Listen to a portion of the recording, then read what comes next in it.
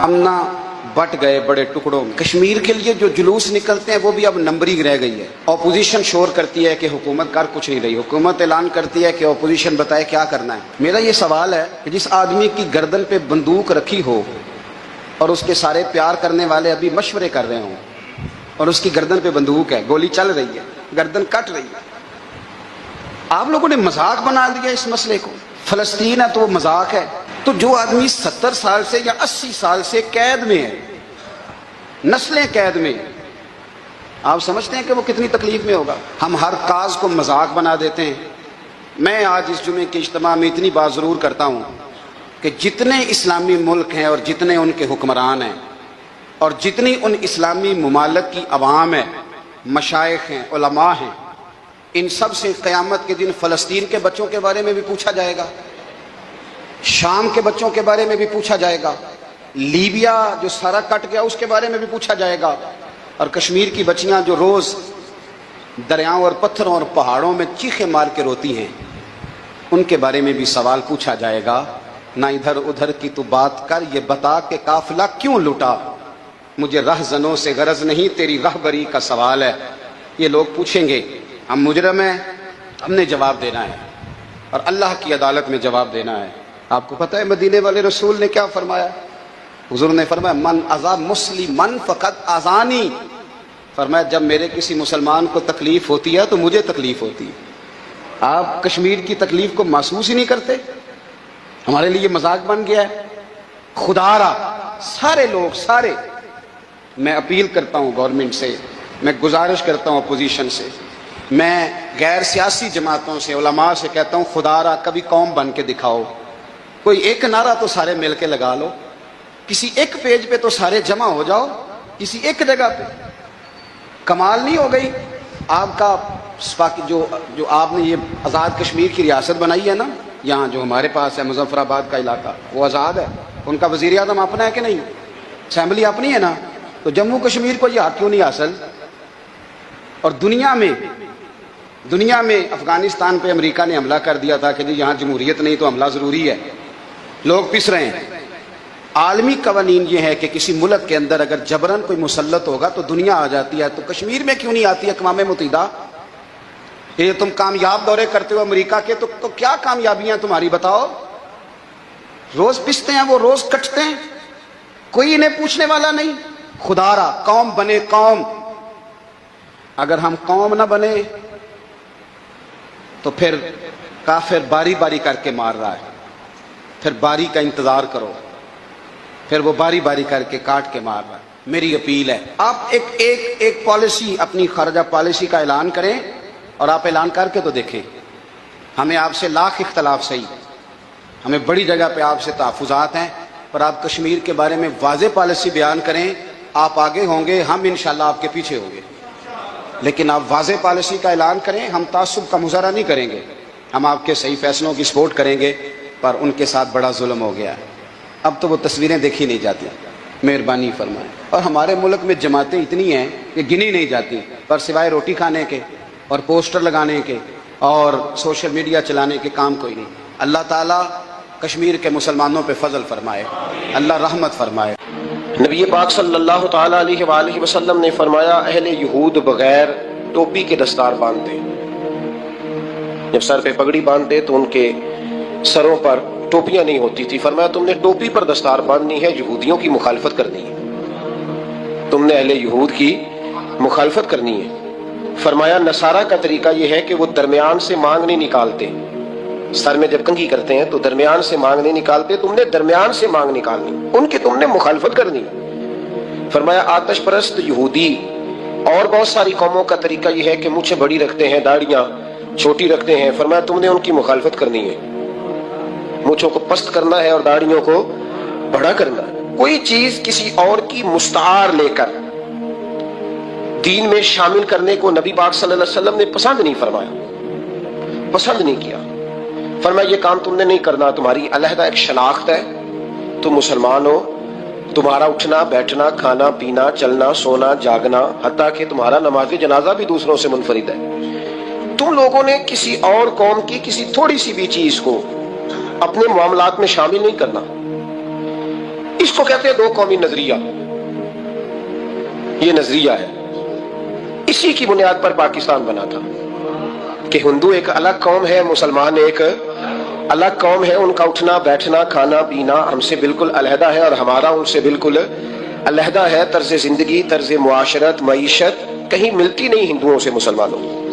لہذا ہمیں ایک ایسا وطن چاہیے، ہمیں ایک ایسا وطن چاہیے جس وطن کے اندر مسلمان اپنے طریقے کے مطابق اٹھیں بھی، بیٹھیں بھی، چلیں بھی، سوئیں بھی. نماز پڑھنے کے لیے وطن نہیں بنایا گیا کہ ہم نے اذانیں دینی ہیں، نمازیں پڑھنی ہیں، جماعتیں کرانی ہیں. یہ کام ہندوستان میں آج بھی ہوتا ہے. وہاں مسجدوں میں اذان بھی ہوتی ہے، جماعت بھی ہوتی ہے، تلاوت بھی ہوتی ہے، مدارس بھی ہیں، مساجد بھی ہیں، عربی ادب بھی ہے، سارا کچھ ہے. وہ پریشان کرتے ہیں، اس سے قطع نظر کرتے ہیں، وہ تکلیف دیتے ہیں، لیکن پابندی نہیں ہے. یہ سارے کام وہاں بھی. پاکستان نماز کے لیے نہیں بنا، پاکستان تلاوت کے لیے فقط نہیں بنا، پاکستان نبی پاک کے نظام کے لیے بنا ہے کہ کچہری میں حضور کا دین نافذ کیا جائے گا، اسمبلی میں نبی پاک کا دین نافذ کیا جائے گا. حضرت عمر فاروق رضی اللہ تعالیٰ عنہ کے طریقوں کے مطابق حکمران اس ملک کو چلائیں گے. اس لیے پاکستان بنایا گیا تھا. اب تو کوئی یہ نعرہ نہیں نہ لگاتا، کوئی جماعت بھی یہ نعرہ نہیں لگاتی جتنی سیاسی جماعتیں ہیں.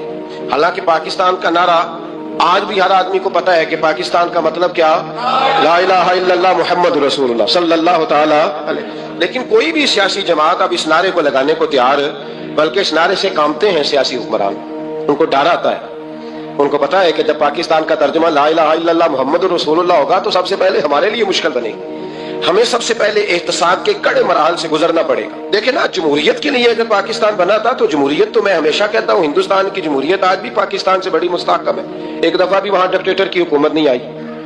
تو یہ جو ہمیں بتایا جاتا ہے، سبق پڑھایا جاتا ہے، ہماری نوجوان نسل آج تک ہر آدمی آتا ہے. میں نے کافی پہلے بھی کہا تھا کہ لوگ ہمیں نئے نئے نکات دیتے ہیں، کوئی 10 نکات دیتا ہے، کوئی 14 نکات دیتا ہے، کوئی 16 نکات دیتا ہے. ہمیں ضرورت نہیں تمہارے نکات کی، اس لیے کہ ہمیں سارے نقطے خطبہ حجت الوداع پہ نبی پاک نے عطا فرما دیے صلی اللہ تعالی علیہ وسلم. کسی نقطے کی ضرورت نہیں ہے، ہم حاجت نہیں محسوس کرتے. جب کوئی پارٹی منشور دیتی ہے، دستور دیتی ہے، تو میں تو حیران ہوتا ہوں کہ کیا کر رہے ہیں یہ لوگ. ہمیں ضرورت نہیں کسی منشور دستور کی.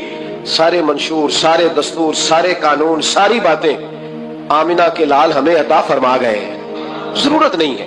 پاکستان بنا تھا دو قومی نظریے کی بنیاد پر. نظریہ کیا ہے؟ لا الہ الا اللہ محمد رسول اللہ صلی اللہ تعالی علیہ.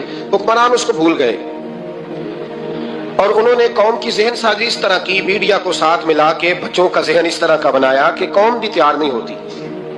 نظام مصطفیٰ صلی اللہ علیہ وسلم کے لیے قوم تیار. حالانکہ کافر کو آپ کی نماز سے کوئی مسئلہ نہیں. یورپ میں کبھی پابندی لگی ہے کہ مسجد نہ بناؤ؟ کبھی وہاں کسی نے کہا ہے قرآن پاک نہ لے کے آؤ؟ کبھی کسی نے کہا ہے؟ وہاں پابندی نماز پہ نہیں ہے. ان کو ڈر تو نظام مصطفیٰ سے آتا ہے کہ دین نافذ نہیں ہونا چاہیے. تو میرے بھائی، پاکستان ایک نظریاتی وطن ہے. جتنا دوڑ سکتے ہیں میں اور آپ دوڑ لیں، جتنا دوڑ سکتے ہیں. جہاں تک یہ قوم بھاگ سکتی ہے بھاگ لے. یہ اس چہرے کو اپنا لے یا اس چہرے کو اپنا لے یا اس کو آزما کے دیکھ لے. چونکہ اس وطن کی بنیاد کلمہ ہے تو یہاں سکون بھی اسی وقت آئے گا جب حکومت بھی کلمے والے رسول کی آئے گی صلی اللہ تعالی علیہ وسلم صلی اللہ تعالی. اور اسلام ہر جگہ یہ بتاتا ہے کہ ملک کس کے ہیں؟ اللہ کے. تو نظام کس کا ہونا چاہیے؟ اللہ کا، اللہ کے دین کا. دنیا کی سب سے بڑی ہجرت ہوئی تھی جب پاکستان بنا تھا. دنیا کی سب سے بڑی ہجرت. 10,000 عورتوں کی عزتیں لوٹی گئیں جب یہ وطن بنا. لاکھوں لوگوں نے جانوں کی قربانیاں دیں. ابھی 15-20 سال پہلے ہندوستان کا پنجاب کا جو علاقہ ہے اس کو کھولا گیا تو ایک کنویں سے ابھی بھی ہڈیاں ملی ہیں جو سکھوں نے کاٹ کر مسلمان کنواں پورا بھر دیا تھا. اس تکلیف کے ساتھ وطن بنا. کس لیے؟ جمہوریت کے لیے، حکمرانوں کے للے تللے کے لیے، ان کی بڑی کاروں جیپوں اور مرسڈیز کے لیے. اس لیے کہ یہاں روز نیا بل آئے گا، آج گورنر راج ہے تو آج فلاں ہے تو آج فلاں ہے. یہ ساری حکومتیں اگر وہی قانون جو انگریز کا بنا ہوا ہے اور وہی ساری دفعات جو آپ کے ہاں نافذ ہے وہی ہندوستان میں نافذ ہے تو بتایا جائے پھر وطن کیوں بنایا گیا تھا؟ پھر کیا ضرورت تھی؟ یہ سارے کام تو وہاں بھی ہو رہے ہیں. اس لیے میرے بھائی، وطن کے نظریے کو سمجھے. وطن بنا تھا لا الہ الا اللہ محمد رسول اللہ صلی اللہ علیہ وسلم. اور اقبال جو بانی پاکستان ہے، جو مصور پاکستان ہے، جو تصویر دینے والے ہیں پاکستان کی، ان سے کسی نے کہا تھا کیوں پاکستان بنانا چاہتے ہو؟ ہم جو ایک ملت جو ہیں، ہندوستانی ایک ملت ہے، قوم ہے، تو کیا ضرورت ہے؟ تو اقبال کہنے لگے اپنی ملت پر قیاس اقوام مغرب سے نہ کر، خاص ہے ترکیب میں قوم رسول ہاشمی۔ نبی پاک کی قوم اپنی ترکیب کے لحاظ سے ہر قوم میں خاص ہے۔ دین کا نفاذ چاہیے، دین نافذ ہونا چاہیے۔ نبی پاک ایک اسٹیٹ کے سربراہ بنے تھے، مدینہ منورہ میں حضور نے نظام بنایا۔ آج میں ایک نئی بات آپ سے کرنا چاہ رہا ہوں۔ رونا روتے زمانے بیت گئے، اب آگے کی طرف دیکھنا ہے۔ جو قومیں ماضی کی لکیر پیٹتی رہتی ہیں وہ مایوس ہو جاتی ہیں، ان کے جذبے ٹوٹ جاتے ہیں۔ اب ماضی کو پیٹنے کی بجائے مستقبل کی روشنی کو دیکھنا چاہیے۔ ہمیں نبی پاک صلی اللہ علیہ وسلم نے کسی وطن کی تعمیر کے لیے جو جذبات دیے ہیں، ان جذبات پر ہمیں غور کرنا چاہیے۔ حکمران تو جو کر رہے ہیں وہ تو کر ہی رہے ہیں، اور جو وہ کریں گے وہ بھی سب کو نظر آ رہا ہے، اور ہمیں سمجھ لگ رہی ہے کہ آئندہ بھی کیا ہونے جا رہا ہے، ہم نے کیا کرنا ہے۔ ایک جملہ میں کہنے لگا ہوں، اگر کسی کو تکلیف ہو تو مجھے خوشی ہوگی۔ ایک جملہ میں کہنے لگا ہوں، اگر کسی کو پریشانی ہوگی تو مجھے بڑا ہی اچھا لگے گا۔ کسی بڑے آدمی کو پریشانی ہوگی تو مجھے خوشی ہوگی۔ وہ جملہ کیا ہے وہ سن لیں۔ یہ ملک حکمرانوں کا نہیں ہے، یہ ملک عوام کا ہے۔ اس لیے کہ حکمرانوں کے بچے تو یورپ میں رہتے ہیں، ان کی تو ٹکٹیں بک ہوتی ہیں، جب تک یہ اسمبلی میں ہوتے ہیں یہاں ہوتے ہیں، اور جب حکومتیں ختم ہوتی ہیں تو یہ یہاں موجود۔ ان سب کے تو باہر کاروبار ہیں، رہائشیں ہیں، اولادیں ہیں۔ تو یہ وطن کس کا ہے؟ پاکستان وطن کس کا ہے؟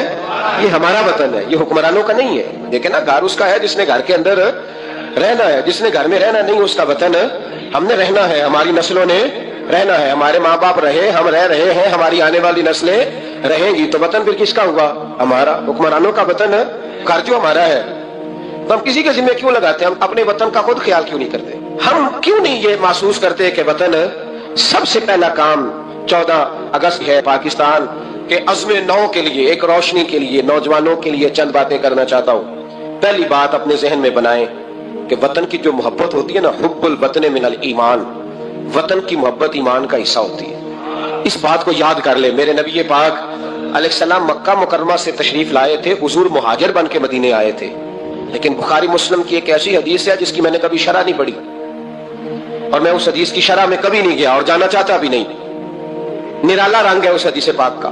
میرے محبوب پاک علیہ السلام مہاجر بن کے مدینے آئے، لیکن حضور نے ایک موقع پہ فرمایا، سنو بھائی مہاجرین اور انصار، کان کھول کے سنو۔ اب مہاجرین میں شامل کون کون تھے؟ حضرت ابو بکر صدیق، حضرت عمر فاروق، حضرت عثمان غنی، حضرت مولا علی، حضرت مصعب ابن عمیر، حضرت بلال حبشی، یہ سب لوگ مہاجر تھے۔ لیکن حضور نے وطن کی محبت بیان فرمائی۔ میرے محبوب نے فرمایا، یاد رکھنا، اگر کبھی لوگوں میں اختلاف رائے ہوا اور لوگوں کی دو لائنیں بن گئیں، ایک قطار ادھر جا رہی ہے لوگوں کی اور ایک قطار ادھر جا رہی ہے، تو فرمایا اگر تم مجھے دیکھو گے نا میں کس قطار میں ہوں، تو میں تمہیں اس قطار میں ملوں گا جس قطار میں میرے مدینے والے جا رہے ہوں گے۔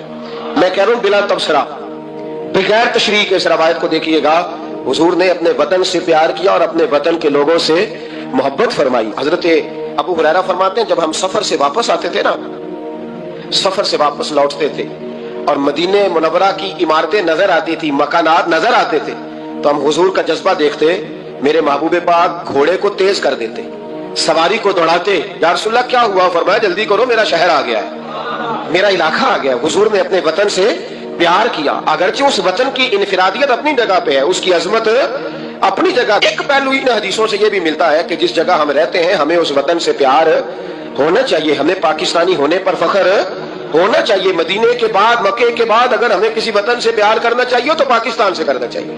اس کی گلیوں سے، اس کے کھیتوں سے، اس کے کھلیانوں سے، اس کے گاؤں سے، اس کے شہروں سے ہمیں پیار کرنا چاہیے، ہمیں محبت کرنی چاہیے۔ ہمارا معاملہ کیا ہے؟ ہم صرف اپنے گھر سے پیار کرتے ہیں، اس لیے 1.25 کروڑ روپیہ بنگلے پہ لگ جاتا ہے، 10,000 روپیہ لوگ اپنی گلی پہ نہیں لگاتے۔ وہ گلی کس کی ہے؟ اس پہ کیوں نہیں پیسے خرچ ہوئے؟ کہتا ہے وہ ٹیکس دیتا ہوں تو ٹیکس والے خرچ کریں گے۔ او خدا کے بندے، وطن تیرا ہے تو گلی بھی تیری ہے، اس کی تعمیری کی ذمہ داری بھی تیری ہے، تو چھوڑ۔ اگر وہ اتنے ہی اچھے ہوتے تو اب تک سمر نہ گیا ہوتا۔ تو اپنی گلی کا خیال کر، تو اپنے علاقے کا خیال کر، تو اپنی بستی کا خیال کر، تو توجہ دے، تو اس کی تعمیر میں کردار ادا کر۔ الیکشن آیا تو لوگوں نے کوڑے کی تصویریں کھینچ کے سوشل میڈیا پہ ڈالی، فلاں ایم این اے صاحب نے بھی اپنے علاقے سے کوڑا نہیں اٹھوایا، فلاں نے بھی کوڑا نہیں اٹھوایا، فلاں نے بھی کوڑا نہیں اٹھوایا۔ کوڑا جب بارش ہوتی ہے تو تعفن پھیلتا ہے۔ مجھے کچھ سانس میں تکلیف ہوئی، تو ڈاکٹر صاحب سے جب میں نے مشورہ کیا تو وہ مجھے کہنے لگے کوئی تعفن والی جگہ نہیں ہونی چاہیے، اس سے آپ بچیں، درختوں کے پاس رہیں، پتوں کے پاس رہیں جہاں سے آکسیجن تازی ملے۔ اور یہ ضرورت صرف مریض کی نہیں ہے، یہ ہر اس شخص کی ضرورت ہے جس کی سانسیں چل رہی ہیں، اس کو اس کی حاجت ہے۔ کوڑے پر جب بارش پڑتی ہے تو تعفن پھیلتا ہے، ایسی سخت بدبو آتی ہے جس سے امراض پیدا ہوتے ہیں۔ حکمران نے کوڑا نہیں اٹھایا، بلدیہ کے لوگوں نے ذمہ داری محسوس نہیں کی، ایم این اے صاحب کے حلقے میں ڈھیر لگے ہوئے کوڑے کے، لیکن ایک سوال ہے، پوچھنے کی اجازت ہونی چاہیے۔ وہ سوال یہ ہے کہ کوڑا اٹھانے والے نے تو نہیں اٹھایا، اور بتائیے کوڑا پھینکا کس نے تھا؟ جو آدمی سودا خریدنے کے لیے 4 گلیاں آگے جا سکتا ہے وہ کوڑا پھینکنے کے لیے بھی تو جا ہی سکتا ہے نا، اس کو پتا ہے نا کوڑا پھینکنے کی جگہ، پھینکا کس نے کوڑا؟ میں ایک دفعہ ایل او سی کے قریب بیان کے لیے گیا، رش کافی تھا، تو ایک نوجوان جس کی آنکھوں میں سرخی تھی تو وہ لوگوں کو چیر کے آگے بڑھنے کی کوشش کر رہا تھا، انتظامیہ نے روکنا چاہا تو میں نے اشارہ کیا کہ اس کو قریب آنے دیا جائے، تو وہ قریب آیا اور کپ کپاتے ہوئے ہونٹوں سے اس نے مجھے کہا کہ میں آپ کا سن کے بارڈر سے آیا ہوں، بس یہ میرے لیے دعا کیجیے اللہ مجھے شہادت عطا کر دے۔ جب قوم کے بیٹوں میں یہ جذبہ ہوگا تو دنیا کی کوئی طاقت ہمیں نہیں مٹا سکتی۔ قلت اور کثرت یہ پھر ثانوی حیثیت اختیار کر جاتی ہے، کس کے پاس اسلحے زیادہ ہیں، کس کے پاس افرادی قوت زیادہ ہے، معاشی طور پہ کون مضبوط ہے، پوری دنیا کفر کا ہاتھ کس کی پشت پر ہے، یہ چیز ثانوی حیثیت اختیار کر جاتی ہے۔ دیکھا یہ جاتا ہے سینوں میں جذبوں کا طوفان کس کے پاس ہے۔ کروڑوں خداؤں کے ماننے والوں نے ایک خدا کے ماننے والوں پر حملہ کر کے اس وقت موجودہ ملکی صورتحال، باہمی تفرقات اور جو ہماری معاشی حالت اور ابتری ہے اس کو جانچتے ہوئے اس نے سمجھا ہے کہ میں پاکستان کو کھا جاؤں گا۔ کروڑوں خداؤں کے ماننے والوں کو ہم پیغام دیتے ہیں تم جذبوں کو کبھی شکست نہیں دے سکتے۔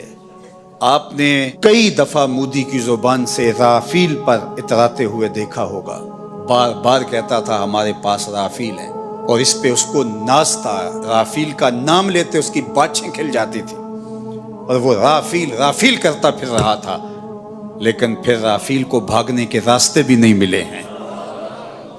وہ ابابیلوں سے ہاتھی مروانا جانتا ہے، وہ رب ہے، وہ احکم الحاکمین ہے، اس نے ابرا کے ہاتھیوں کو نیست و نابود کر کے رکھ دیا۔ تمہارے رافیل کا جو حال ہوا پوری دنیا تم پہ تھو تھو کر رہی ہے، اور ہمارے ابابیل تمہارے مقابلے میں ڈٹے ہوئے، اور انشاءاللہ پاکستان فاتح بن کے ابھرے گا۔ قوم متحد ہو چکی ہے، پاک فوج کی پشت پہ پوری قوم کھڑی ہے، اپنے جوانوں کے ساتھ، اپنے شیروں کے ساتھ یہ قوم کھڑی ہے۔ مت کوئی بھول میں رہے، داخلی اختلافات آنے والے دشمن کی جارحیت کے مقابلے میں ختم ہو جاتے ہیں اور قوم میں متحد ہو جاتی ہیں۔ تمہارے اس اقدام نے قوم کو یکجا کر دیا ہے، قوم کو کھڑا کر دیا ہے۔ ہمارے شیر دل مجاہد جو اپنی جانیں ہتھیلی پہ لیے مرنے کی، شہید ہونے کی آرزویں کر رہے ہیں اور ہاتھ جوڑ جوڑ کے کہہ رہے ہیں دعا کرو مجھے شہادت مل جائے، اس قوم کو تم کیسے شکست دے سکتے ہو؟ کیسے اس قوم کو تم بچھاڑ سکتے ہو؟ تم نے اس قوم کو للکارا ہے جو رب کی طاقت پہ بھروسہ رکھتی ہے، جو جہاد فی سبیل اللہ پہ بھروسہ رکھتی ہے، شہادت جس کے لیے سعادت کا تاج ہے۔ ہمارے پائلٹ دارو پی کے نہیں چڑھتے جہازوں کے اوپر، تم تو ان کو تحور دلاتے ہو اور وہ لرزتے ہوئے ان کے قدم لڑکھڑا رہے ہوتے ہیں، اور ہمارے تو شیر دل پائلٹ ایک دوسرے سے آگے بڑھ کے خود اپنے آپ کو پیش کر رہے ہوتے ہیں کہ یہ سعادت پہلے مجھے عطا کیجیے۔ تم ایم عالم کی داستانیں بھول چکے ہو، یہ انہی کے فرزند ہیں، یہ انہی کے بیٹے ہیں، اور یہ قوم انشاءاللہ سرخرو رہے گی، سر بلند رہے گی۔ تم بھول گئے، تم نے سمجھا کہ یہ باہمی افتراق میں مبتلا ہے، اور آج اسرائیل کے بل بوتے پہ پھدک رہے ہو۔ اس کے ڈرون تم ہماری فضاؤں میں چھوڑ کے سمجھتے ہو کہ ہم بڑے بہادر بن گئے ہیں۔ یہ تمہارے ڈرون اور تمہارے طیارے اور تمہاری توانائی اور تمہارے آلات حرب و ضرب یہ تمہارے لیے ہی جہنم بن جائیں گے، اور انشاءاللہ آج نہیں تو کل پاکستان کا جواب دیکھنے والا ہوگا، دنیا دیکھے گی انشاءاللہ۔ ہم سرخرو ہوں گے، سر بلند ہوں گے، اسلام کا جھنڈا پوری دنیا کے اوپر لہرایا جائے گا۔ اللہ اکبر! یہ کیا ہمارا مقابلہ کریں گے؟ یہ گائے کا پیشاب پینے والے آب زمزم پینے والوں کا مقابلہ کیسے کر سکتے؟ وہ گائے جس کا پیشاب اس کا اپنا بچہ نہیں پیتا، وہ دودھ پیتا ہے، پیشاب نہیں پیتا، تو یہ کیا ہمارا مقابلہ کر پائیں گے؟ ان کی پتلونیں ابھی سے گیلی ہونی شروع ہو گئی ہیں، ذرا ان کی چیخ و پکار دیکھو، ان کے میڈیا ہاؤسز کے اندر کس طرح چیخ اور چلا رہے ہیں، اور پیچھے ان کا خوف ملاحظہ کیجئے، اور اس قوم کا جذبہ بھی دیکھیے۔ ابھی ڈرون بعد میں گرتا ہے، یہ پہلے پہنچے ہوئے ہوتے ہیں اور وہاں جا کے تحور آمیز نعرے لگا رہے ہوتے ہیں۔ اس قوم کے جذبوں کو کیسے تم مات دے سکتے ہو؟ کوئی سراسیمگی، کوئی خوف اور کوئی ڈر اس قوم کی کھلڑی میں پیدا نہیں ہوا۔ یہ قوم جو کہہ رہی ہے کہ فوری جواب دیا جائے، انہیں اپنی جانوں کا ڈر نہیں، یہ پاکستان کی آبرو کے لیے بات کر رہی ہے کہ ہماری سرزمین پر انہوں نے یہ جرأت کیوں، اس بزدل دشمنوں نے مسجدوں کے اوپر میزائل مارے۔ ہم ایسا نہیں کریں گے انشاءاللہ، ہم وہاں ماریں گے، تمہاری چیخیں دنیا سنے گی انشاءاللہ، اور سرخرو اور سر بلند رہے گا یہ وطن انشاءاللہ۔ اس کا جھنڈا سبز ہلالی پرچم جس کا رنگ گنبد خضرا کے رنگ والا ہے، یہ جھنڈا قیامت تک یوں ہی لہراتا رہے گا۔ گنبد خضرا کا فیضان ہے یہ وطن، رسول اللہ کی نگاہ کا فیضان ہے یہ وطن، اولیاء کی نظروں کا فیضان ہے یہ وطن۔ اس وطن کو مٹایا نہیں جا سکتا، قیامت تک یہ وطن باقی رہے گا۔ قوم یکجا رہے، اپنی پاک بہادر اور مسلح افواج کے پیچھے پوری قوت کے ساتھ کھڑی رہے، انشاءاللہ پاک فوج آپ کو مایوس نہیں ہونے دے گی۔ ہمارے مجاہد، ہمارے سپاہی، ہمارے سپہ سالار، ہماری فوج کا ایک ایک فرد سینہ سپر ہے دشمن کے مقابلے میں، اور انشاءاللہ آپ آج نہیں تو کل دیکھیں گے کہ دشمن کو بھاگتے ہوئے راستہ نہیں ملے گا، اور اسلام کا پرچم سر بلند ہو رہا ہوگا، اور پاکستان زندہ باد کے نعرے لگائے جا رہے ہوں گے۔ آئیے میرے ساتھ نعرہ بلند کریں، نعرہ تکبیر، نعرہ رسالت، اسلام، پاکستان، پاک فوج، نعرہ تکبیر، نعرہ تکبیر کی محمد سے وفا تو نے تو ہم تیرے ہیں، یہ جہاں چیز ہے کیا لوح و قلم تیرے ہیں۔ دین کی پختگی نہیں۔ ہمارے ہاں لوگ مسئلہ پوچھتے ہیں، پاکستان میں جو عیسائی رہتے ہیں نا وہ غریب ہیں، پاکستان میں جو عیسائی رہتے ہیں نا وہ، اور جو امریکہ میں رہتے ہیں، پاکستان کے اندر جو لوگ ہیں نا وہ مسئلہ پوچھتے ہیں، کہتے ہیں جی عیسائیوں کے ساتھ کھانا پینا جائز ہے؟ میں نے کہا امریکہ میں جب رہتے ہو تب کیوں نہیں پوچھتے؟ یہاں تم مسئلہ پوچھتے ہیں نا لوگ، عیسائیوں کے ساتھ کھانا پینا جائز ہے کہ ناجائز ہے، اور وہاں جب تمہیں ضرورت ہوتی ہے پاسپورٹ کی تو عیسائی بی بی سے نکاح کر لیتے ہو۔ اور پوچھو نا اپنے ملک کے سیاستدانوں سے، پوچھو ان سے کہ تمہارے بچے جو جا کے وہاں روٹیاں کھاتے ہیں تو کون سے ہوٹل ہیں جہاں بالکل جائز تمہارے لیے علیحدہ سے پکتا ہے؟ وہ جو تم نے وہاں رشتہ داریاں کی ہوئی ہیں، تمہارے بچے وہاں رہ رہے ہیں تو وہاں مسئلے نہیں یاد؟ اگر ایک غریب نالی صاف کرنے والا عیسائی آئے تو اس کے بارے میں فتویٰ ہے کہ اس کے ساتھ روٹی نہیں کھانی، اور ٹرمپ آ جائے تو پھر کوئی مولوی مسئلہ نہیں پوچھتا کہ اس کے ساتھ کھانا جائز ہے کہ ناجائز ہے۔ ہمارا وہ جو کفر کے معاملے میں اظہار بیزاری تھا، نفرت کافر کے عقیدے سے، ہم کبھی نہیں کہتے کہ عیسائیوں کے مندروں کو آگ لگا دو۔ کبھی جلوس لے کے گئے ہیں کہ مندر گرانا ہے؟ بولے ان کا گرجا کبھی گرایا ہے؟ ہندو کا مندر، مرزئی کی عبادت گاہ، اقلیت قرار دے دیا، ٹھیک ہے، جہاں عیسائی علیحدہ سے اپنا کام کر رہے ہیں تم بھی کرو، لیکن ہم ان کے عقیدے کے کبھی بھی حامی نہیں ہو سکتے۔ اگر کہیں کہ عیسائی بھی صحیح کہہ رہا ہے، حضرت مریم کو اللہ کی بیوی کہہ رہا ہے، جناب عیسیٰ کو اللہ کا بیٹا کہہ رہا ہے، اور تو کوئی سارے اسی کے نام ہیں، تو یہ بات تیری درست، اس لیے کہ ہم تو روز کہتے ہیں قل هو اللہ احد اللہ الصمد لم یلد ولم یولد، نہ کسی کا باپ ہے نہ کسی کا بیٹا ہے، ولم یکن لہ کفوا احد، اس کا تو کوئی ہمساری نہیں، اس جیسا دوسرا کوئی ہے ہی نہیں۔ تو بھائی جس عقیدے کا تو اعلان کر رہا ہے، جو آدمی تیرے عقیدے کے خلاف چل رہا ہے، اس کو تو نے صحیح کیسے کہہ دیا؟ یہ کیسے ہو؟ تو میرے بھائی، اسلام یہ کہتا ہے کہ اساس، بنیاد، نظریہ تو اپنے نظریے پہ ناز کرے گا، دوسرے کے نظریے سے اظہار بیزاری کرے گا۔ او بھائی جاگو اور بس کر دو، جاگ جاؤ۔ اساس، بنیاد، نظریہ اصل ہے، اور اصل پر سمجھوتا ہو سکتا؟ ہو ہی نہیں سکتا۔ بخاری شریف میں ایک حدیث ہے، بات مضبوط کرنے کے لیے عرض کرتا ہوں۔ حضرت یحییٰ ایک تابعی بزرگ ہیں، وہ کہتے ہیں حضرت عبداللہ ابن عمر رضی اللہ تعالیٰ عنہ میرے پاس آئے تو میں نے ان سے کہا حضور ہمارے محلے میں ایک جماعت رہتی ہے مسلمانوں کی، وہ نمازیں بھی پڑھتے ہیں، روزے بھی رکھتے ہیں، زکوٰۃ بھی دیتے ہیں، حج بھی کرتے ہیں، بس تقدیر کو نہیں مانتے، صرف ایک چیز کے انکاری ہیں، تقدیر کے۔ تو کیا حکم ہے؟ تو آپ فرمانے لگے ان سے کہہ دو کہ ہمارا تمہارا کوئی تعلق نہیں، ان سے کہہ دو ہمارا تمہارا کوئی رشتہ نہیں، ہمارا تمہارا کوئی کسی قسم کا رابطہ۔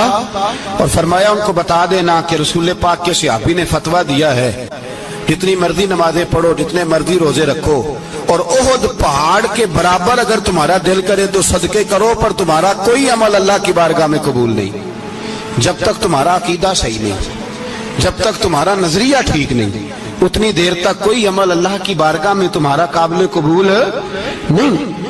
اساس پر، بنیاد پر کوئی سمجھوتا ہو سکتا؟ بنیادوں پر سمجھوتے نہیں ہوتے بھائی۔ اور ایک ہوتا ہے گناہگار، ایک ہوتا ہے غدار۔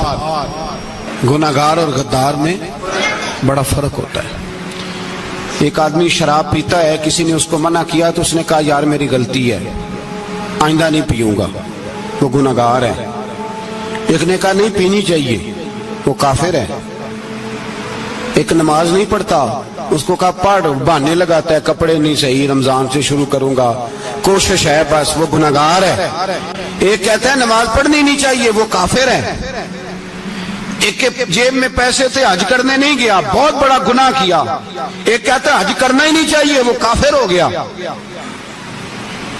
او بھائی گناہگار اور ہوتا ہے، غدار، دونوں میں فرق ہے۔ اب تو غداریاں ہو رہی ہیں، سرے عام حملے ہو رہے ہیں، حکومتوں پر پریشر ہے۔ یورپ ایک منٹ سے پہلے مرزئی کو ویزا دیتا ہے، قادیانی کو ویزا دیتا ہے۔ یہ سپر کافر ہے قادیانی اور مرزئی، اور بڑی ذمہ داری سے کہہ رہا ہوں یہ کل بھی کافر تھے، آج بھی، کل بھی کافر تھے اور آج بھی، اور قیامت تک۔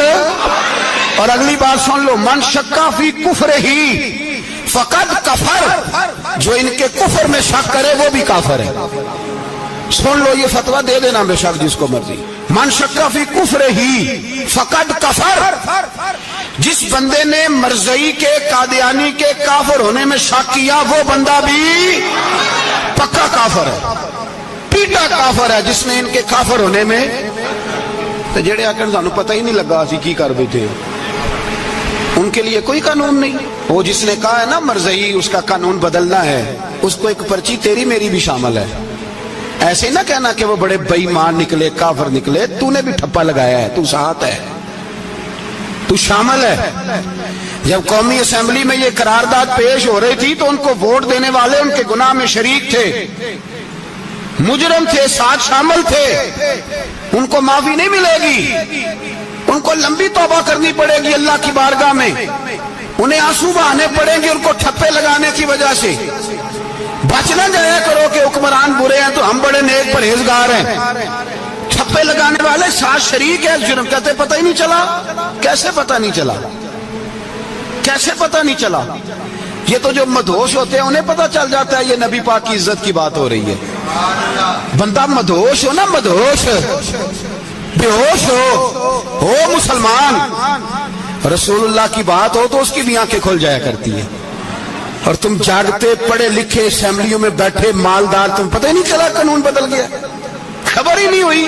یہ دھوکہ کسی اور کو دینا، ہم تمہارے ان دھوکوں میں آنے والے کہ کسی اور کو سنانا کہانیاں، ہمیں نہیں سمجھ آتی تمہاری کہانیاں، کہتے غلطی ہو گئی، بھول گئے۔ اور وزیر اعلیٰ صاحب کہتے ہیں اس کو نکال دینا چاہیے، کس نے نکالنا ہے نا تماشا، کہتے ہیں اس کو نکال دینا چاہیے جس نے اس قانون میں، تو کس نے نکالنا ہے؟ حکومت تو آپ کی ہے، تو کون نکالے گا؟ شرم کرو، مر جاؤ ڈوب کے۔ یہ تمہارا طریقہ ہے؟ جرم کرتے ہو اور جرم کر کے کہتے ہو نہیں نہیں نکال دیں، کون نکالے گا؟ نکالو، پتہ چلے تمہارا۔ امیر ملت پیر جماعت علی شاہ صاحب محدث علی پوری رحمت اللہ علیہ، پیر صاحب فرماتے ہیں جب پاکستان بن رہا تھا تو ہم نبی پاک صلی اللہ علیہ وسلم کی عظمتیں بیان کیا کرتے تھے۔ ہم کہتے تھے لوگوں پاکستان بنے گا تو اس میں نبی پاک کا نظام آئے گا، غریب امیر کا فرق مٹ جائے گا، اس میں کوئی برادری نہیں ہوگی، ایک برادری ہوگی جس کا نام مسلمان ہوگا، اس میں چھوٹا بڑا امیر غریب ایک ہی صف میں کھڑے ہو گئے، محمود و ایاز، نہ کوئی بندہ رہا نہ کوئی بندہ نواز، یہ پاکستان ہوگا۔ اور کہتے ہیں ہندو پنڈت تقریریں کرتے تھے او وہاں نبی پاک کا نظام نافذ ہوگا، معاذ اللہ ہاتھ کٹیں گے، گردنیں کٹیں گی، بڑا وہ معاذ اللہ مخالفت کرتے تھے۔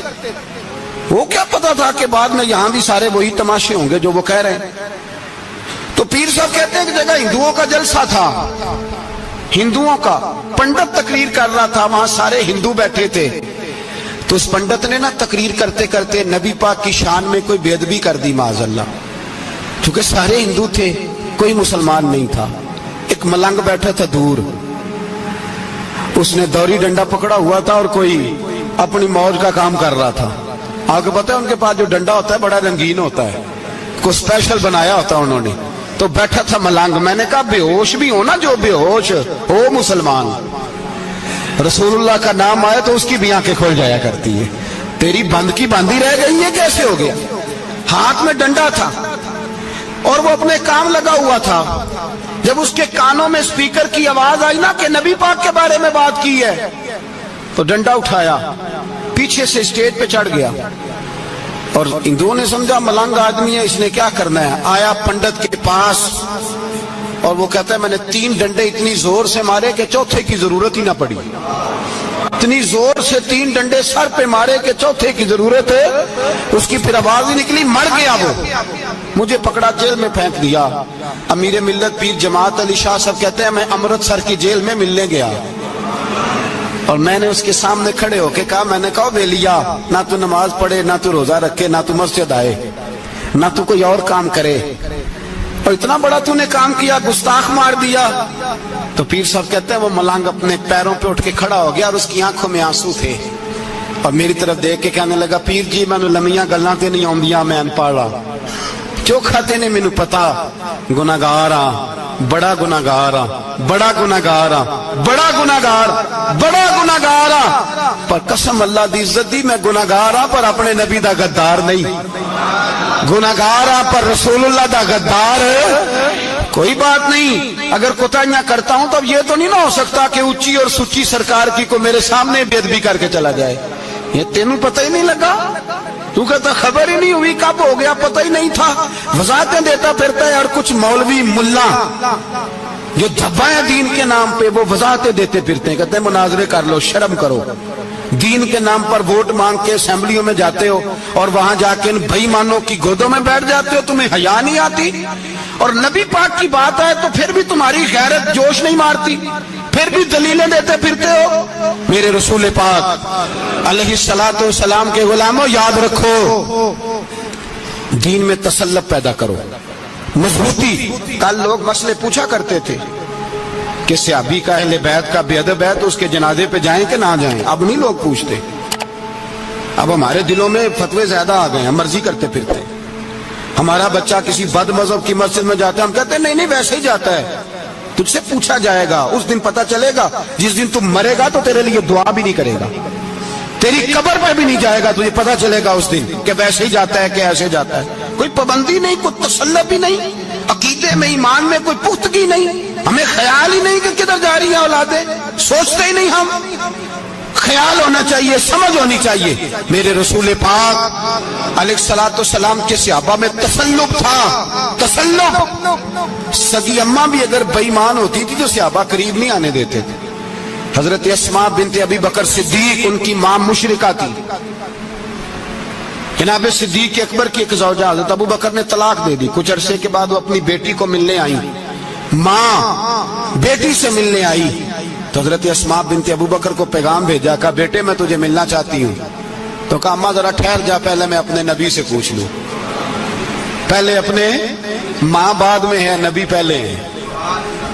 पहले हजरत अस्मा हुजूर की बारगाह में गई, या रसूल अल्लाह मेरी अम्मा मिलना चाहती है। और मुशरिका है, हुक्म क्या है? फरमाया तू माँ की हैसियत से मिल सकती है। उन्होंने तो सगे माँ बाप से नाते तोड़ लिए, सगे रिश्तेदारों से, और तू इनसे दोस्तियां खत्म नहीं कर सकता, तेरा ताल्लुक भी नहीं, सारे उसी को पुकारते हैं, सारे एक ही हैं। ये तमाशे किसी और को दिखाना, यहाँ रसूलुल्लाह के गुलाम बसते हैं। हमारा अकीदा बड़ा पुख्ता है, बड़े पुख्ता नजरियात के लोग अल्लाह ने इस धरती को अता फरमाए। इस जमीन ने बड़े कामिल मोमिन पैदा किए। भाई याद रखो, रसूल पाक अलैहिस्सलातु सलाम के गुलामों में अपने दीन के लिए तसल्लुक था, पुख्तगी थी, कुफर से बेजार रहते थे। अगर सबको एक में एक ही करना था तो फिर इतनी लंबी चौड़ी जद्दोजहद, अमीर हमजा का कलेजा निकल गया, कान कट गए, सब कुछ हो गया, और आज तुम उन शहीदों की लाशों पे खड़े होके कहते हो कि ये तो ऐसे ही कट गए। मजाक है ये? कोई मजाक है? असल बात बताऊं आपको क्या है? दीन मुफ्त में मिला है, और जो शय मुफ्त मिल जाती है उसकी कदर नहीं होती कदर। दीन नबी दा एक ही जानन दुनियादार कमीने, दीन नबी दा जानन वाले सौंगे विच मदीने। तुझे क्या पता, तुझे क्या खबर इस दीन की? तुझे खबर ही नहीं मेरे रसूल पाक का पसीना कितना बहा है। कभी तेरा फेरा लगे तो ओहद के पहाड़ से जाके पूछना नबी पाक का खून कितना बहा है। कभी टाइम मिले ना, मुल्क शाम जा और हजरत बिलाल की कब्र पे खड़े होके पूछ दीन कितना कीमती है। और फिर उससे ज्यादा बात पूछनी हो ना कभी, तो मदाइन जा, हजरत सलमान फारसी के मजार के पास उनसे पूछ दीन की कीमत कितनी है। वो तुझे बताएंगे कि कई 100 साल लग गए नबी पाक के कदमों में पहुंचने तक। 100 साल, कई 100 साल। और अगर फिर भी तुझे तसल्ली ना हो तो जन्नतुल बकी में जा और सैयदा तैयबा ताहिरा हजरत फातिमा ज़हरा से पूछ, उनसे पूछ बीबी इस दीन की कदर क्या है। वो तुझे बताएंगी कि जब दीन के चेहरे पे सुर्ख रंग भरना था तो मैंने हुसैन का खून दे के भरा है। वो तुझे बताएंगी कि इस दीन को जब पेंट करना था तो मैंने जनाब अली असगर के बाजुओं के साथ मुसव्वरी की है। इसको आसान समझ रखा है लोगों ने, आसान समझ रखा है। कहा तुम कट गए, और आज उठने वाला सूफी और दरवेश कहता है सारे एक ही हैं, सारे उसी को मानते हैं। जिस सियासतदान का दिल करता है वो जाके मंदिरों में पूजा कर आता है, जिसका दिल करता है वो जाके हिंदुओं की होली और दिवाली में शरीक हो जाता है। सब एक ही हैं। अगर एक ही थे तो हुसैन का अली असगर क्यों शहीद हुआ? अगर सब एक ही थे तो जनाब अली अकबर क्यों शहीद हुए? सारे एक ही थे तो फिर ठीक है, मस्त रहना चाहिए था। ये मजाक है इतनी कुर्बानियां? शर्म ही नहीं आती बात करते हुए? जागो और अपने दीन को समझो। मेरे रसूल पाक अलैहिस्सलातु सलाम ने जो दीन दिया इसमें तसल्लुब है, तसल्लुब, कुफर से बेजारी। कितनी बेजारी? हजरत उम्मे हबीबा रदी अल्लाह ताला अन्हा उम्मुल मोमिनीन है, ये हमारी अम्मा है।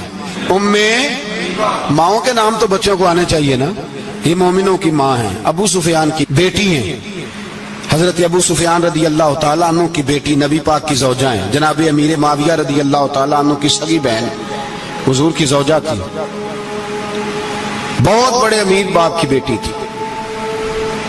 मदीने जब आई तो नबी पाक के घर में गुर्बत देखी, आजमाइश देखी, कई कई दिनों के फकरे इख्तियारी के जलवे देखे।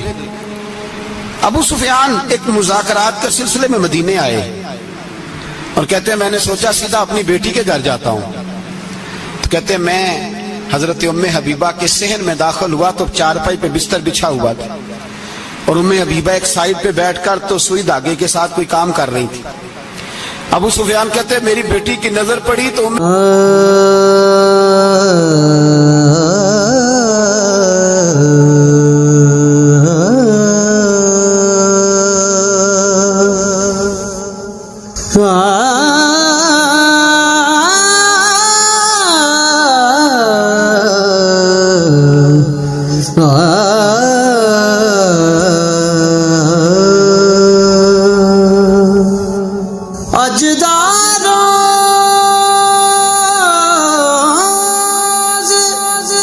जल्दी से उठी, उठ के बिस्तर जो चारपाई पे बिछा हुआ था वो बिस्तर उठाया, लपेटा, अंदर ले गई। बाद में बाहर आई तो मैंने बेटी के सर पे हाथ रखा, मैंने कहा बेटी मैं समझ गया हूं। बिस्तर पे मेरी नजर पड़ी है, लगता है कई साल पुराना है, पेबंद भी लगे हुए हैं, तो इसलिए अंदर रखा ही है कि पुराने बिस्तर पे बाप को बिठाऊंगी, इसलिए रखा ही है। तो बेटी अमीर घर से आए तो गरीब घर में उसकी शिकायतें खत्म नहीं होती, पर दीन के साथ तसल्लुब उम्मुल मोमिनीन का, पुख्तगी और कुफर से बेजारी। कहने लगी अब्बा जी अभी आप काफिर है ना, तो आपकी सोच अभी बदली नहीं। मैं इसलिए नहीं बिस्तर अंदर रख के आई कि आपके काबिल नहीं था, मैं तो इसलिए रखा यूं कि वो मेरे नबी का पाक बिस्तर है और आप नापाक हैं।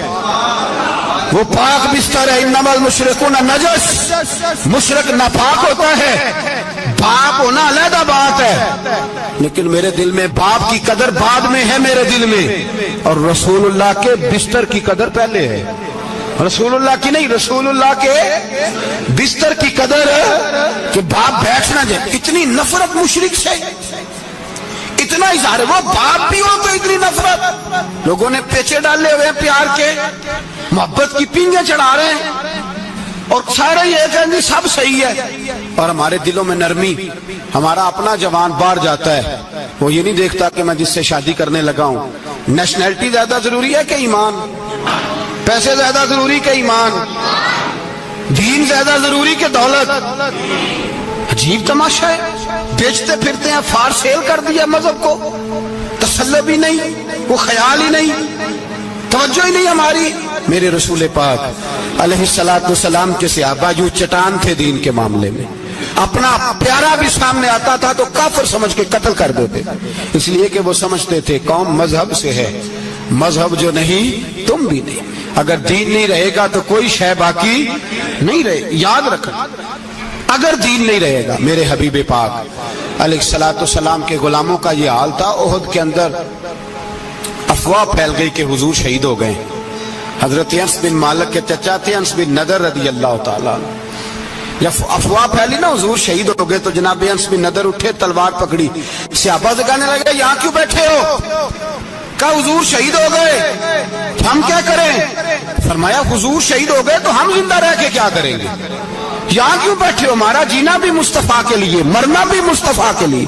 अगर हुजूर अलैहिस्सलातु सलाम विसाल कर गए तो उठो, उन बेईमानों से लड़ते हैं जिन्होंने मुस्तफा को शहीद किया है, उठो। हजरत अनस बिन नदर मैदान में निकले, इस तरह लड़े कि सहाबा कहते हैं ना जख्मों की परवाह, तीर बरसते रहे परवाह कोई नहीं, तलवारें चलती रही परवाह कोई नहीं, उनके वजूद पर नेजों के जख्म आते रहे परवाह कोई नहीं। हजरत अनस बिन नदर इतना लड़े कि शहीद हो गए, और जब शहादत के बाद उनकी लाश देखी तो 80 जख्म नजर आए, तलवारों के, नेजों के 80 जख्म। हुजूर के लिए उन लोगों ने जाने दे दी, परवाह ही नहीं की। यहाँ इस मसले को हमारे यहाँ लोग समझते ही नहीं। खत्म नबुव्वत का मसला बड़ा हसास मसला है। मा कान मुहम्मदुन अबा अहदिन मिन रिजालिकुम वलाकिन रसूलुल्लाह व खातमन नबिय्यीन। हम खत्म भी पढ़े ना किसी का तो उसमें भी खत्म नबुव्वत वाली आयत पढ़ते हैं, इसलिए कि ये बुनियादी मसला है। हम लोगों को बताते हैं कि जो मरने वाला गया है ना दुनिया से, वो नबी पाक की खत्म नबुव्वत का ऐलान करता हुआ गया है। हम लोगों को ये बात बतलाते हैं। मेरे हबीब पाक अलैहिस्सलातु सलाम की 150 के करीब हदीसें हैं कि मैं आखिरी नबी हूँ, मेरे बाद कोई नबी नहीं है। 150 के करीब हदीसों में हुजूर ने इरशाद फरमाया, जगह जगह महबूब पाक ने वजाहत फरमाई कि मैं आखिरी नबी हूँ, मेरे बाद कोई नबी हो सकता वजाहत। और हमारे उलमा ने लिखा है जो दावा करे कि मैं नबी हूँ, और जिस बंदे ने उससे ये कहा कि चल कोई दलील दिखा, वो भी काफिर हो गया, वो भी काफिर। क्यों तूने ये सवाल किया? ये हसास नौइयत का मसला है। मेरे रसूल पाक अलैहिस्सलाम के गुलामों ने एक पैगाम दिया है हमें, उस पैगाम को याद रखना। हजरत साद बिन रबी रदी अल्लाह ताला अन्हु को ओहद के मैदान में इतने जख्म लगे कि उठा नहीं जाता था। नबी पाक सल्लल्लाहु अलैहि वसल्लम ने फरमाया जाओ को मेरे साद बिन रबी का पता करो वो कहाँ है। सहाबा आए तो फरमाते हैं जब हम उनके पास पहुंचे तो उनकी रूह परवाज कर रही थी। आखिरी लफ्ज उन्होंने अदा किए, कहने लगे इधर आओ सहाबा, इधर आओ, मेरी वसीयत सुन लो। ہم قریب گئے, ہم نے کہا شاید بچوں کے بارے میں, اولاد کے بارے میں, گھر کے بارے میں کوئی وصیت کریں گے. تو حضرت سعد بن ربیع نے وصیت فرمائی, کہنے لگے جا کے نبی پاک کے غلاموں کو میرا پیغام دے دینا, جا کے امت مسلمہ کو میرا پیغام دے دینا کہ مسلمانوں, اگر تم میں سے ایک بھی زندہ ہوا اور نبی پاک کی ناموس پر کوئی حرف آیا تو پھر اللہ کی بارگاہ میں تمہارا کوئی عذر قبول نہیں کیا جائے گا. یہ میرا, یہ میدان احد میں سر سے لے کر پاؤں تک زخم لگے ہوئے ایک صحابی کا پیغام ہے امت مسلمہ کے نام. حضرت سعد بن ربیع رضی اللہ تعالیٰ عنہ فرمانے لگے میں مرتے وقت مسلمانوں کو پیغام دے کے جا رہا ہوں کہ اگر حضور کی عزت پر, ناموس پر, نبی پاک صلی اللہ علیہ وسلم کی ذات پر ذرا سا بھی حرف آیا اور مسلمان زندہ ہوئے, اور پھر اگر وہ سمجھیں کہ ہمیں اللہ کی بارگاہ سے معافی مل جائے گی, تو یاد رکھنا رب ہر بات معاف کرے گا, اس بات میں تمہیں اللہ معافی, اس میں تمہیں, یہ پیغام دیا سعد بن ربیع نے اور امت کو سمجھایا کہ ہر بات میں کمپرومائز کر لینا, رسول اللہ کی ذات کے بارے میں کمپرومائز نہ کرنا. جب سے مرزائیوں کو ان سپر کافروں کو اقلیت قرار دیا گیا ہے, اس کے بعد کسی مرزائی کی عبادت گاہ جلائی ہے مسلمانوں نے؟ بولے کبھی کسی مرزائی کے ساتھ مسلمانوں نے کوئی ظلم کیا ہے بعد میں؟ ٹھیک ہے اپنی عبادت کر رہے ہیں جس طرح بھی کر رہے ہیں, باقی اقلیتیں بھی رہ رہیں. کبھی دوبارہ علماء نے یہ تحریک چلائی ہے کہ انہیں پاکستان سے نکالو, یہ کیوں بستے ہیں جہاں اقلیت ہے تو رہنے دو. جی جو بے ایمان ہے, کافر ہے, اسے گھسیٹ کے دین میں کیوں لاتے ہو جب وہ آنا نہیں چاہ رہا؟ انہوں نے اس کانے بے ایمان کو نبی مانا ہوا ہے, وہ اس کو پیغمبر مانتے ہیں, کبھی ذلی نبی مانتے ہیں, کبھی بروزی نبی مانتے ہیں, پوری دنیا میں نیٹ ورک بنایا ہوا ہے, ہر جگہ ڈنڈورا پیٹتے پھرتے ہیں. وہ کہتے ہیں خاتم النبیین کا معنی یہ ہے کہ نبی پاک تو مہرے لگانے آئے ہیں, بڑے نبی آ سکتے ہیں. ان کا عقیدہ یہ ہے کہ مرزا مستقل نبی نہیں تھا, وہ حضور کا سایہ بن کے آیا تھا. وہ معاذ اللہ جس نبی کا اللہ پاک نے ظاہری حیات میں سایہ نہیں بنایا, یہ کانا سایہ بنے گا نبی پاک کا؟ اس بے ایمان کو وہ اپنا پیشوا مانتے ہیں. چلو چھوڑو, جو کافر کو اپنا پیشوا مانے وہ بندہ صحیح ہوتا ہے. چلو نبی نہ بھی مانے, پیشوا مانے, وہ صحیح ہوتا ہے. اتنے پکے بے ایمانوں اور کافروں کو تم لوگوں نے گنجائش دینے کے لیے صرف مغربی یہ جو بنانا چاہتے ہیں نا, یہ اپنے اوپر سے لیبل اتارنا چاہتے ہیں کہ نہیں جی نہیں, ہم تو سب کو لے کے, وہ تو کئی دفعہ کہہ چکے ہیں جی سارے اسی کو پکارتے ہیں. نہ سارے اسی کو نہیں پکارتے, اس کو اگر صحیح پکارتے ہیں تو مسلمان پکارتے ہیں, باقی اس کو صحیح پکارتے کہ جھوٹ بولتے ہیں, ملاوٹ کرتے ہیں, شرک کرتے ہیں, کفر کرتے ہیں. اور اللہ کی بارگاہ میں کفر و شرک کی کوئی معافی, یہ دنیا کو بتانا چاہتے ہیں نہیں کہ نہیں ہم بڑے نرم ہیں, ہم بڑے ایسے ہیں. ہم کوئی نرم نہیں, کوئی نرم نہیں, ہم نرم ہیں رحماء بینہم. لیکن اگر عقیدوں کو چھیڑو گے, رسول اللہ کی عزت اور ناموس اور ختم نبوت کو چھیڑو گے, تو اقبال کہتے ہیں ہم بڑے نرم ہیں, اتنے نرم ہیں جیسے ریشم ہوتا ہے, وہ ہلکا ہے یاراں تو بریشم کی طرح نرم, اور رزم حق و باطل ہو تو فولاد ہے مومن. پھر ہم نرم نہیں, پھر ہمارے اندر بڑی سختی ہے, بڑی سختی. حضرت ابوبکر صدیق سب سے زیادہ نرم تھے, پر ختم نبوت کا معاملہ آیا تو سب سے زیادہ سخت حضرت ابوبکر صدیق ثابت ہوئے, سب سے زیادہ. ہم بڑے سخت ہیں, بڑے سخت. چیک نہ کیا کرو مسلمانوں کے ایمان کو, ٹٹولا نہ کرو. میری آپ سے بھی اپیل ہے کہ ایسے ہی کو بندہ اگر آپ کے گھر آ جائے نا اور آ کے کہے میں فلاں صاحب ہوں, تو روب میں نہ آیا کرو. اس سے پہلے پوچھا کرو یوں تو سید بھی ہو, مرزا بھی ہو, افغان بھی ہو, تم سبھی کچھ ہو, بتاؤ کہ مسلمان بھی ہو. بس کر دیں, اب بس کر دیں. ان لوگوں کے ہاتھ مضبوط کر دیں جو ہاتھ بڑھاتے ہیں تو نبی پاک کی ختم نبوت پہ ہی ڈال لیتے ہیں. ان کے ہاتھ مضبوط کرنے بند کرو, بند کرو ان ظالموں کے ہاتھ مضبوط کرنے. حضور آخری نبی ہیں, بولیے نبی پاک, سارے بولیے حضور. حضور کے بعد جو کسی اور کو نبی مانے وہ کل بھی کافر تھا, آج بھی, قیامت تک وہ. جو اس کے کفر میں شک کرے وہ بھی, جو مرزائی قادیانی کے کفر میں شک کرے وہ بھی, काफर है, मर जाए तो मुसलमानों के उस कब्रिस्तान में उसका दफन होना जायज है, मुसलमान का उसके लिए ताजियत करना जायज है, मुसलमान का उसके दिल उसके हक में नरमी पैदा करना जायज है? नहीं, मुसलमान का उस शख्स के बारे में किसी किस्म की गुंजाइश देना जायज है? कल भी काफिर थे, आज भी काफिर है, कयामत तक काफिर रहेंगे। मुसलमान वो रहेगा जो कहेगा कि नबी की हर शान को हम मानते हैं, हुजूर खातमुन नबीयीन है, जुबान से इकरार करते हैं और दिल से उस पर ईमान लाते हैं, वो बंदा मुसलमान रहेगा। हम हुकूमतों को समझाते हैं अपनी कब्रें खराब ना करो, अपनी आखिरत तबाह ना करो, ना बात थोड़ा सा वक्त है, तुम्हारे बाप दादा मर गए, उनका नाम भी कोई नहीं लेता, तुम भी दुनिया से जाओगे, खुदारा हम तुम्हें समझाते हैं, हम दर्दमंदाना अपील करते हैं, अपनी आखिरत बचाओ। ये असेंबलियां चंद रोजा, ये हुकूमतें चंद रोजा, उधर जाके देख लो शदरे में वक्त का बादशाह लेटा है, लेकिन कोई नहीं जाता। बादशाह था, उठता था तो दुनिया उठती थी, बैठता था तो दुनिया बैठ जाती थी। आज हमारे बहुत सारे नौजवानों को पता नहीं कि उस किसी बादशाह की कब्र भी है, बहुत बड़ा मकबरा बना, बड़ी सैरगाह बनी है, पर कोई जाता नहीं। चंद कदम रावी क्रॉस करके देख लो, दाता अली अजमेरी लेटे हुए। एक दिन के लिए भी छोटी सी असेंबली के मेंबर भी नहीं बने। मीरा ना अमीरा दे, दीवे बलदे नहीं सदा फकीरा दे, ना वो वाली हुकूमत करो जिसके बाद तुम्हारी फातिहा भी कोई ना पढ़े। और जाके देख ले, दाता साहब की कब्र के चारों जानब फटियां लगी हुई हैं, सारा दिन सारी रात अल्लाह का कुरान पढ़ा जाता है, दिन रात वहां दुरूद पढ़े जाते हैं, उनको इसाले सवाब किया जाता है। ये वाली जिंदगी जी, वापस आ जा, ना अपनी आखिरत खराब कर, भज जा, वक्त की हुक्मरान लौट आ, रसूलुल्लाह के कदमों में बैठो, ऐलान करो, बगावत करो नबी पाक के दुश्मनों के खिलाफ, और हुजूर के सच्चे गुलाम बन के जियो। अगर सच्चे गुलाम बनोगे तो हजरत उमर बिन अब्दुल अजीज की तरह तुम्हारे तज़किरे मिंबरों पे रहेंगे, और अगर गद्दारी करोगे, गद्दारी, तो यजीद की तरह तुम्हारी अपनी औलादें भी तुम्हारा नाम नहीं लेंगी, अपनी औलादें भी तुम्हारे तज़किरे छोड़ जाएंगी। याद रखना, अल्लाह की लाठी बड़ी बेआवाज है, कुल्लु मन अलैहा फान, फना कर देता है हर चीज को। दुआ है अल्लाह हमें समझने की तौफीक अता फरमाए।